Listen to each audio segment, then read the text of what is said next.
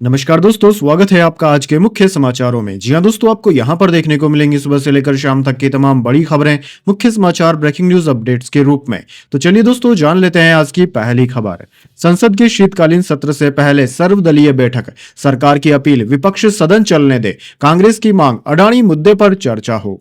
जी हां दोस्तों, 18वीं लोकसभा का तीसरा सत्र 25 नवंबर से शुरू होने वाला है। इससे पहले गृह मंत्री राजनाथ सिंह की अध्यक्षता में सर्वदलीय बैठक हुई। इस दौरान 30 पार्टियों के कुल 42 नेता मौजूद थे। कांग्रेस समेत विपक्षी नेताओं ने लोकसभा में पहले दिन अडानी मामले पर बहस की मांग की है। दरअसल दोस्तों, अमेरिका की न्यूयॉर्क फेडरल कोर्ट ने गौतम अडानी पर सोलर एनर्जी कॉन्ट्रैक्ट हासिल करने के लिए भारतीय अधिकारियों को लगभग 2200 करोड़ रुपए की रिश्वत देने की पेशकश का आरोप लगाया है। राहुल गांधी ने इस मामले पर जेपीसी की मांग भी की है।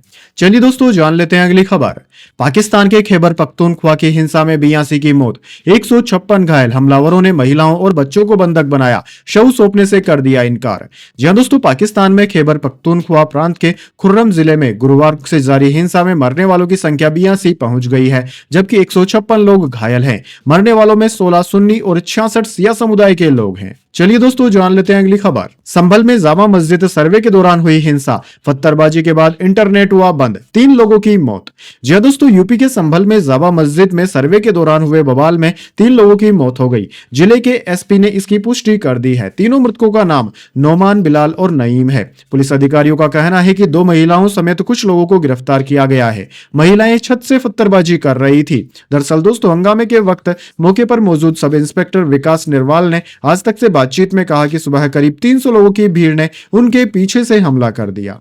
चलिए दोस्तों, जान लेते हैं अगली खबर। भारत ने 300 अरब डॉलर का क्लाइमेट पैकेज खारिज किया। COP29 में कहा, इतने से विकासशील देशों की जरूरतें पूरी नहीं होंगी, ये नजरों का धोखा है। जी हां दोस्तों, भारत ने अजरबैजान की राजधानी बाकू में 29वीं कॉन्फ्रेंस ऑफ पार्टीज के दौरान विकासशील देशों की मदद के लिए बनाए गए 300 अरब डॉलर के क्लाइमेट फाइनेंस पैकेज को खारिज कर दिया। भारत ने इस रकम को विकासशील देशों की जरूरतों के मुकाबले काफी कम बताया है। भारतीय डेलीगेशन की तरफ से चांदनी रैना ने कहा कि हम इससे काफी निराश हैं। ये साफ तौर पर दिखाता है कि विकसित देश अपनी जिम्मेदारियों को पूरा करने के इच्छुक नहीं है। हमें यह कहते हुए खेद हो रहा है कि यह दस्तावेज महज नजरों का धोखा है। चलिए दोस्तों, जान लेते हैं अगली खबर। एलन मस्क ने भारत में वोट काउंटिंग की तारीफ की, बोले वहां एक दिन में 64 करोड़ वोट गिने, कैलिफोर्निया में अभी भी गिनती जारी है। जी हां दोस्तों, टेस्ला के मालिक एलन मस्क ने भारत के इलेक्ट्रोल सिस्टम की तारीफ की है। एलन मस्क ने कहा है कि भारत ने एक ही दिन में 64 करोड़ वोट गिनकर चुनाव का फैसला सुना दिया। वहीं अमेरिका के कैलिफोर्निया में अभी भी 5 नवंबर को हुए चुनाव के लिए गिनती जारी है। भारत में 23 नवंबर को महाराष्ट्र और झारखंड विधानसभा समेत 13 राज्यों में विधानसभा उपचुनाव की गिनती हुई है। दरअसल दोस्तों, मस्क ने भारत की मतगणना की तारीफ में सोशल मीडिया प्लेटफॉर्म एक्स पर पोस्ट की। इस पोस्ट में सवाल किया गया था कि भारत ने एक दिन में कैसे 64 करोड़ वोट गिन लिए। चलिए दोस्तों, जान लेते हैं अगली खबर। हेमंत सोरेन 28 नवंबर को सीएम पद की शपथ लेंगे। विधायक दल के नेता चुने गए। झारखंड में लगातार दूसरी बार सीएम बनने वाले पहले नेता। जी दोस्तों, झारखंड में इंडिया ब्लॉक की दोबारा सरकार बनेगी। रविवार को इंडिया गठबंधन के नवनिर्वाचित विधायकों की बैठक सीएम आवास में हुई। इसमें हेमंत सोरेन विधायक दल के नेता चुन लिए गए। इसके बाद उन्होंने राजभवन जाकर सीएम पद से इस्तीफा दिया और नई सरकार बनाने का दावा भी पेश कर दिया। दरअसल दोस्तों, राज्य गठन के बाद यह पहला मौका है जब कोई सरकार रिपीट हो रही है। चलिए दोस्तों, जान लेते हैं अगली खबर। जयशंकर 3 दिवसीय दौरे पर इटली जाएंगे। G7 के विदेश मंत्रियों की आउटरीच बैठक में हिस्सा लेंगे। जून में प्रधानमंत्री मोदी ने किया था दौरा। जी हां दोस्तों, विदेश मंत्री एस जयशंकर आज 3 दिवसीय दौरे के लिए इटली रवाना होंगे। 24 से 26 नवंबर तक चलने वाले इस दौरे में वे G7 देशों के विदेश मंत्रियों की आउटरीच बैठक का हिस्सा बनेंगे। दरअसल दोस्तों, इटली ने इस बैठक के लिए भारत को गेस्ट एंट्री यानी कि मेहमान देश के तौर पर न्योता भेजा है। चलिए दोस्तों, जान लेते हैं अगली खबर। महाराष्ट्र में महायुति की सरकार, सीएम 2 डिप्टी सीएम का फार्मूला हो गया तय। फडणवीस, अजीत और शिंदे शाम को दिल्ली जाएंगे। कल शपथ हो सकती है संभव। जी हां दोस्तों, महाराष्ट्र के विधानसभा चुनाव के रिजल्ट आने के बाद अब साफ हो गया है कि राज्य में महायुति की ही सरकार बनेगी। महायुति के सीएम पद के उम्मीदवार की अभी तक घोषणा नहीं हुई है। विधानसभा का कार्यकाल 26 नवंबर को खत्म हो रहा है, इसलिए इससे पहले सरकार गठित होनी है। ऐसा न होने पर राज्य में राष्ट्रपति शासन लगाना पड़ेगा। वैसे दोस्तों, कमेंट करके बताइए आपको क्या लगता है महाराष्ट्र में इस बार कौन सीएम बनेंगे, देवेंद्र फडणवीस, एकनाथ शिंदे या फिर अजित पवार? कौन बनेगा मुख्यमंत्री? कमेंट बॉक्स में अपनी राय जरूर दीजिए। चलिए जान लेते हैं अगली खबर। जॉर्डन में इजरायली दूतावास पर फायरिंग, हमलावर की हुई मौत, 3 पुलिसकर्मी हो गए घायल। लेबनान में इजरायल के हमले में 20 मारे गए। जी हाँ दोस्तों, जोर्डन की राजधानी अम्मान में मौजूदा इजरायली दूतावास पर रविवार सुबह फायरिंग हो गई। फायरिंग करने वाले बंदूकधारी शख्स को पुलिस ने मार गिराया। हालांकि इस कार्रवाई में 3 पुलिसकर्मी भी शामिल हुए हैं। टाइम्स ऑफ इजराइल के मुताबिक पुलिस ने दूतावास के आसपास के एरिया को बंद कर घेराबंदी बढ़ा दी है। मौके पर अधिक पुलिस बल और एम्बुलेंस को भेजा गया है। साथ ही लोगों से घरों में रहने के लिए कहा गया है। चलिए दोस्तों, जान लेते हैं अगली खबर। रूस ने यूक्रेन के कब्जे से 40% जमीन को छुड़ा लिया। क्रुस्क की 1376 स्क्वायर किलोमीटर जमीन यूक्रेन ने कब्जाई थी। अगस्त में किया था हमला। जी हाँ दोस्तों, आपने बिल्कुल सही सुना। यूक्रेन ने अगस्त में रूस के क्रुस्क इलाके में अचानक हमले कर दिए थे। इस दौरान यूक्रेन ने क्रुस्क के एक बड़े इलाके पर कब्जा भी कर लिया था। हालांकि अब रूस ने यूक्रेन के कब्जे से अपनी 40% जमीन को वापस छीन लिया है। इसकी जानकारी यूक्रेन के जनरल स्टाफ के एक अधिकारी ने ही दी है। यानी कि यह खबर एकदम सच्ची है कि रूस ने एक बार फिर से यूक्रेन से अपनी जमीन छीन ली है। चलिए दोस्तों, जान लेते हैं अगली खबर। एलन मस्क फिर बने दुनिया के सबसे अमीर आदमी। टेस्ला सीईओ की नेटवर्थ 348 बिलियन डॉलर के पार पहुंची।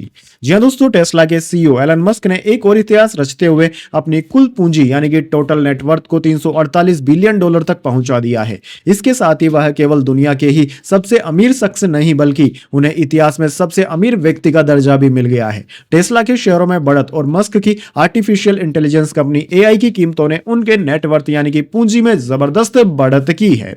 चलिए दोस्तों, जान लेते हैं अगली खबर। पाकिस्तान के ड्रोन से हेरोइन मंगवाने वाला हैंडलर हो गया गिरफ्तार। 2 बार में 4 किलो मंगवाई थी। एक पैकेट के लिए 50,000 का लालच। जी हाँ दोस्तों, करीब 1 महीने पहले 16 अक्टूबर को भारतीय सीमा में ड्रोन मिलने के मामले में हिंदू मलकोट पुलिस ने एक आरोपी को गिरफ्तार कर लिया। आरोपी ने माना है कि उसने 16 अक्टूबर को 4 बार में 2 किलो हेरोइन पाकिस्तान से भारतीय सीमा में मंगवाई थी। इस हेरोइन को पंजाब सप्लाई कर दिया। हेरोइन लेकर जब चौथी बार ड्रोन भारतीय सीमा में आया तो इसकी कनेक्टिविटी टूट गई और यह भारतीय सीमा में गिर गया। इसके 4 दिन बाद तस्कर ने एक बार फिर 2 किलो हेरोइन मंगवाई और इसे भी पंजाब सप्लाई कर दिया था। चलिए दोस्तों, जान लेते हैं अगली खबर। ऋषभ पंत बने आईपीएल इतिहास के सबसे महंगे प्लेयर। लखनऊ सुपर जायंट्स ने 27 करोड़ रुपए में खरीदा।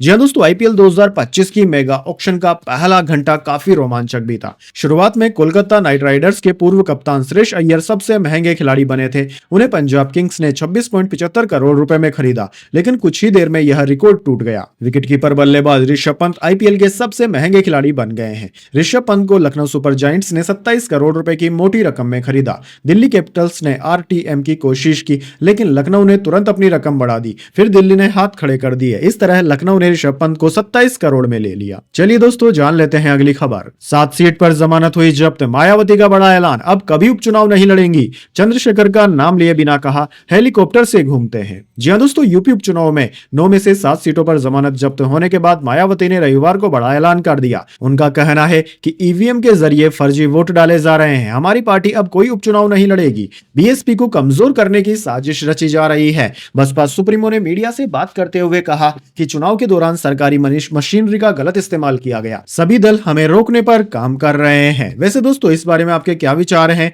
क्या बीएसपी को रोकने के लिए बीजेपी, कांग्रेस जैसे दल भी काम कर रहे हैं? कमेंट बॉक्स में अपने विचार जरूर दें। चलिए, जान लेते हैं अगली खबर। AR रहमान के सपोर्ट में आई वाइफ सायरा बानो, बोली वह बहुत अच्छे इंसान है, उनका नाम खराब मत करो।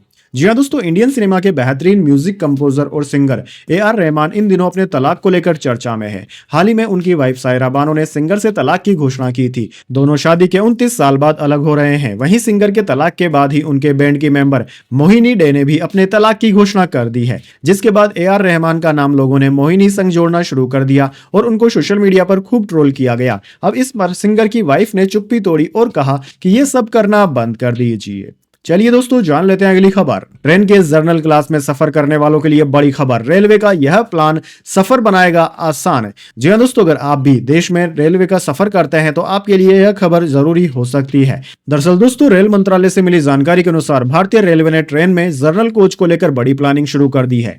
जानकारी के अनुसार रेलवे अगले 2 साल में भारत की ट्रेनों में 10,000 से ज्यादा जर्नल कोच जोड़ने की तैयारी कर रही है। फिलहाल ट्रेनों में जर्नल कोचों की संख्या कम होती है, जिस वजह से जर्नल कोच में सफर करने वाले ज्यादातर यात्रियों को परेशानी में खड़े होकर सफर करना पड़ता है। लेकिन अब रेलवे के फैसले से ट्रेनों में ज्यादा जर्नल कोच होंगे तो ज्यादा यात्रियों को जर्नल कोच में आराम से सफर करने को मिलेगा। वैसे दोस्तों, कमेंट करके आप बताइए, क्या भारतीय ट्रेनों में जर्नल कोच बढ़ाए जाने की जरूरत बहुत पहले से नहीं थी?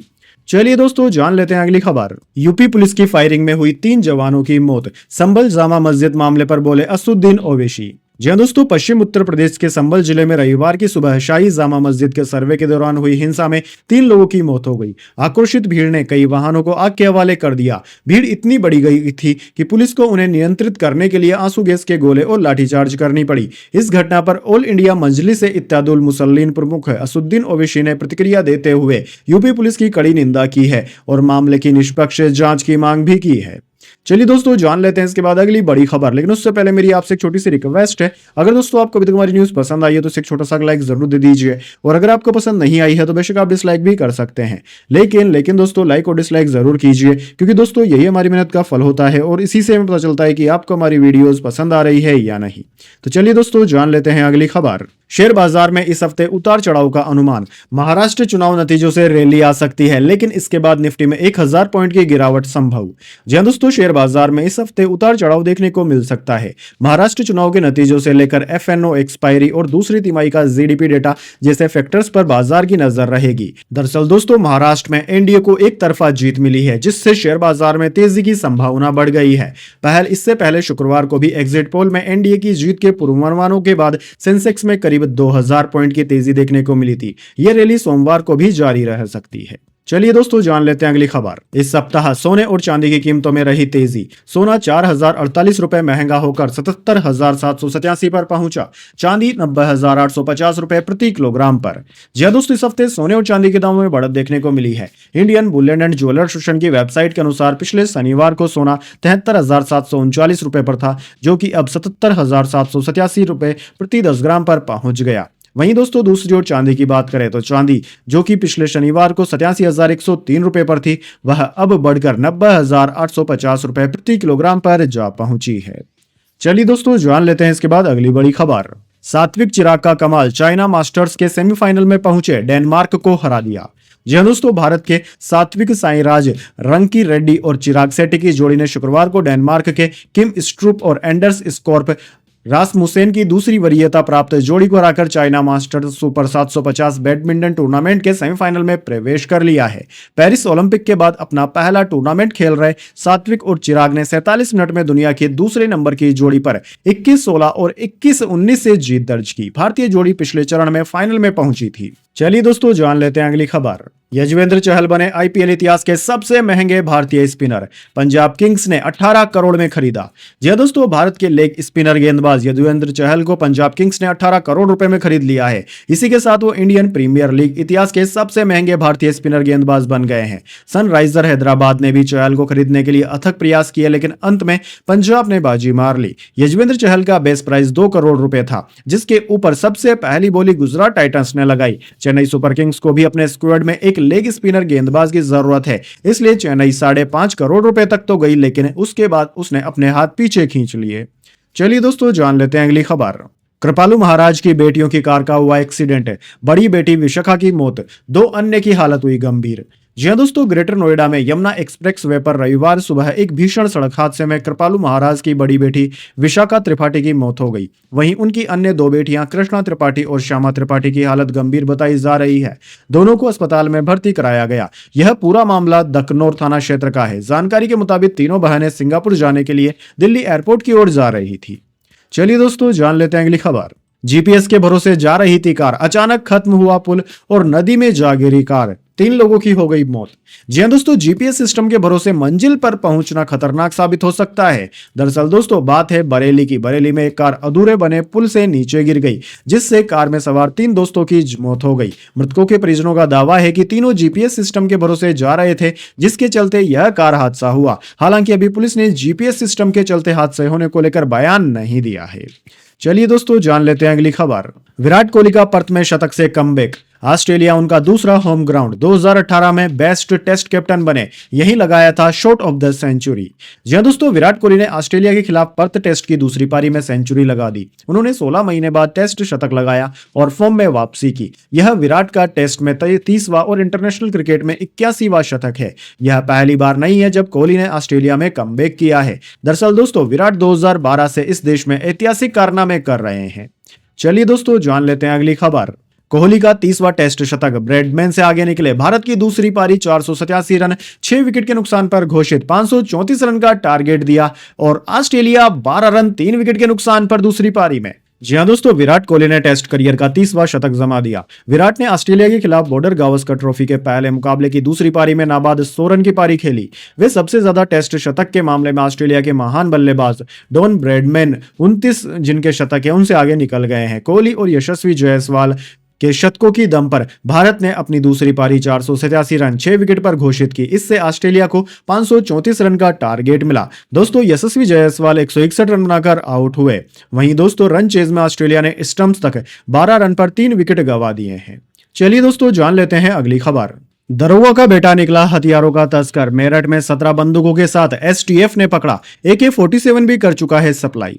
जी हां दोस्तों, मेरठ में यूपी पुलिस के दरोगा का बेटा हथियार तस्कर निकला। एसटीएफ ने आरोपी रोहन को गिरफ्तार किया है। उसके पास से 17 बंदूकें और 700 कारतूस मिले हैं। रोहन हथियार सप्लाई का एक गैंग चला रहा था। यह गैंग AK-47 तक की सप्लाई कर चुका है। गैंग के बाकी सदस्यों की तलाश में एसटीएफ की टीम जुटी हुई है। एसटीएफ की टीम रोहन से पूछताछ कर रही है कि वह अब तक कहां-कहां हथियार की सप्लाई कर चुका है। चलिए दोस्तों जान लेते हैं अगली खबर। नशा छोड़ने के लिए दवा ली, 2 भाइयों की हो गई मौत। राख लहसुन की चटनी मिले मिश्रण से लत छुड़ाने का दावा, परिजनों का कार्रवाई से इनकार। जी हां दोस्तों, नीम हकीम से नशा छुड़वाने की दवा को लेकर निकले 2 भाइयों की तबीयत बिगड़ गई। हालत इतनी बिगड़ी कि दोनों ने नाग देवता के स्थान के बाहर ही दम तोड़ दिया। लोगों ने दोनों को अस्पताल पहुंचाया, जहां डॉक्टरों ने उनको मृत घोषित कर दिया। जानकारी मिलने पर पुलिस अस्पताल पहुंची, लेकिन परिजनों ने किसी भी प्रकार की कार्यवाही से इनकार कर दिया है। पुलिस ने पोस्टमार्टम करवाकर शव परिजनों को सौंप दिया। चलिए दोस्तों जान लेते हैं अगली खबर। एसईसी को अडानी को सीधे समन भेजने का अधिकार नहीं, रिश्वतखोरी का मामला सुप्रीम कोर्ट पहुंचा। याचिका में भारतीय एजेंसियों से इसकी जांच की मांग की। जी हां दोस्तों, अडानी ग्रुप के चेयरमैन गौतम अडानी को अरबों रुपए की रिश्वतखोरी और धोखाधड़ी करने के आरोप के मामले में समन भेजना अमेरिकी सिक्योरिटी एंड कमीशन के अधिकारों में नहीं है। कुछ मीडिया रिपोर्ट्स में यह दावा किया गया है। इसमें कहा गया है कि समन उचित राजनयिक माध्यम से भेजना होगा। वहीं दोस्तों आपको बता दें, गौतम अडानी समेत 8 लोगों से जुड़ा यह मामला अब सुप्रीम कोर्ट पहुंच गया है। एडवोकेट विशाल तिवारी ने सुप्रीम कोर्ट में याचिका दायर करके इस मामले की जांच की मांग की है। चलिए दोस्तों जान लेते हैं अगली खबर। पूर्व सीजीआई बोले, राजनीति में जाने का कोई इरादा नहीं। चंद्रचूड़ ने कहा, पद छोड़ने के बाद भी समाज हमें जज के रूप में ही देखता है।